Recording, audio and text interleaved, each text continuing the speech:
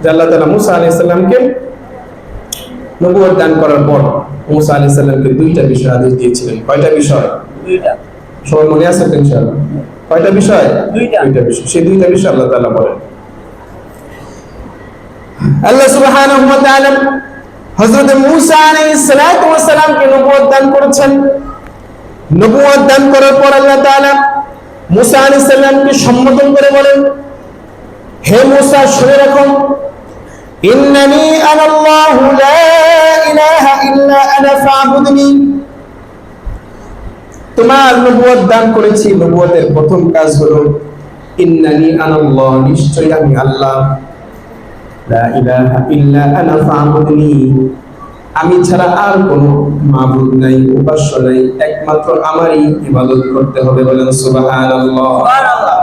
First এক number message যে আমি ছাড়া দ্বিতীয় আর কোনো উপাস্য, এই পৃথিবীতে আর কোনো উপাস্যকে মানা যাবে না, একমাত্র আমি আল্লাহ ওয়াহদানিয়তকে স্বীকার করতে হবে। ঠিক কিনা?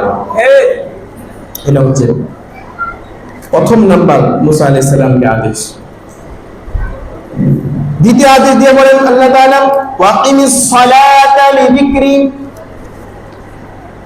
এবং হে মুসা শুনে রাখো, ওয়াকিমিস সালাতা লিযিকরি, এবং আমার স্মরণার্থে নামাজ আদায় করতে হবে। দুই নম্বর আদেশ কি? নামাজ আদায়। কথা বলেন না কেন? নামাজ আদায় করতে হবে। প্রথম আদেশ হচ্ছে এক আল্লাহকে স্বীকার করতে হবে, দ্বিতীয় আদেশ হচ্ছে নামাজ কায়েম করতে হবে। নামাজের পর, কালিমার পর সর্বপ্রথম নামাজের জিম্মাদারি আমাদের উপর বর্তায়ন হয়ে যাবে।